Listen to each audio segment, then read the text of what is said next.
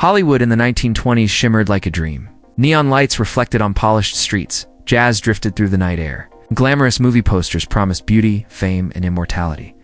To the world, Hollywood was magic. But behind the glow, behind the camera flashes and feather boas, was a system built on silence. A machine that fed on the hopes of young women who believed they were one break away from stardom. By 1925, an estimated 20,000 young women had arrived in Los Angeles, chasing film careers. Studios hired only a few hundred. The rest did whatever they could, modeling, waitressing, dancing in nightclubs, while hoping for the moment a producer or agent would discover them. And hovering over all of it was the thing newspapers whispered about, but never printed: the sexual blackmail industry. It didn't start with violence. It started with charm. Agents approached women at soda fountains or outside studio gates, praising their beauty, promising screen tests. Some were legitimate. Many were predators. A typical line went like this: "I can get you into Paramount. We're casting a new romantic picture. But I need to know you're serious, very serious." Young actresses, many of them barely 18 or 19, were told that producers expected private meetings. Some refused and were laughed at. Others gave in, believing that compromising themselves meant opening the door to a career. But the cruel truth was that these men had no real influence. Instead, they collected photos, letters, and confessions, anything they could use later as leverage. That was the heart of the industry: blackmail disguised as opportunity. One documented case involved a 20-year-old dancer from Iowa named Louise Nolan. She met a man who claimed to work for MGM and invited her to a pre-screen test. He photographed her in a revealing costume, then told her she wasn't right for the role. Months later, he threatened to send the photos to her family unless she paid him $200, a fortune at the time. Many women paid. They were terrified of being labeled immoral, terrified of being rejected by the studios forever. Those same studios, of course, kept their hands clean in public. In private, they protected the men who operated this world. Producers threw parties at hillside mansions, where actresses were invited by the dozen. Alcohol flowed freely despite prohibition. A silent agreement floated in the air: refusing the hospitality of the men in charge meant career suicide. Accepting or being forced meant opening yourself to exploitation that could be used against you later. The press called these gatherings casting parties. The actresses called them something else: trap nights. The danger wasn't always physical, though.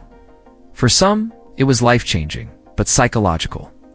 Many women were told over and over that they owed access to their bodies in exchange for career chances. And once a woman had attended one of these parties, rumors spread behind her back. Studios documented everything in secret morality files. If a woman ever resisted or complained, her past was used to destroy her. She's difficult. She's the wrong type. She's unpredictable. Those were coded phrases. They meant she would not obey. And then there were the photographs. Some producers hired studio photographers who shot actresses in semi-revealing poses, claiming the images were for publicity. Later, these photos or fakes made from them became blackmail tools. Do as we ask, or these go to the tabloids. Tabloids were hungry for scandal. In 1927 alone, more than 1,400 Hollywood gossip stories were published nationwide. The public loved reading about glamorous actresses with secret lives. A ruined reputation meant no more roles. In many cases, no way to return home. So, women stayed quiet. Even the biggest stars weren't immune. Silent film actress Clara Bow faced relentless sexual rumors. Many invented, many circulated by men she had rejected. When one producer tried to extort her with private letters, her studio silenced the story, not to protect her, but to protect their investment.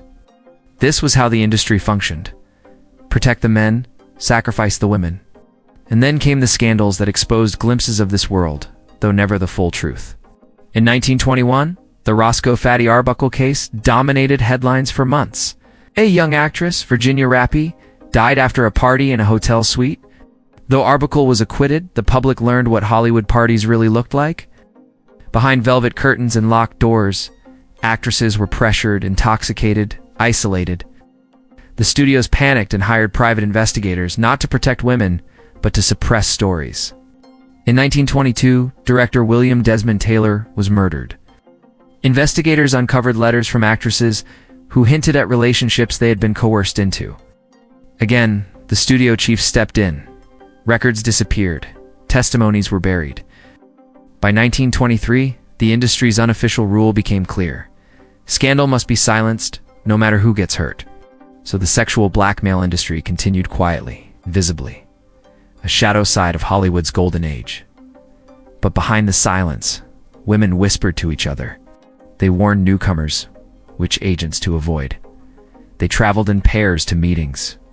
Some carried small knives or kept friends waiting outside doorways. It wasn't enough, but it was something. Actresses formed private circles, early versions of support networks where they shared names, threats, and strategies for staying safe. Yet they knew the truth. The system itself was designed to consume them.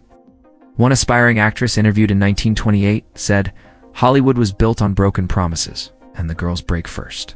Still, they kept arriving, thousands of dreamers stepping off trains with hope in their pockets, unaware of the traps waiting in the dark. The industry didn't collapse because it was exposed. It collapsed because it evolved.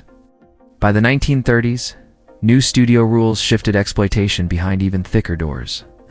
Contracts became more controlling, public images more manufactured. The blackmail industry didn't disappear, it adapted. Today, the names have changed. The methods have changed. The world has changed. But the shadow cast by the 1920s remains a reminder that Hollywood's bright lights were powered by more than talent. They were powered by silence forced on women who had everything to lose. Women who believed in dreams. Women who believed in stardom. Women who found a nightmare instead.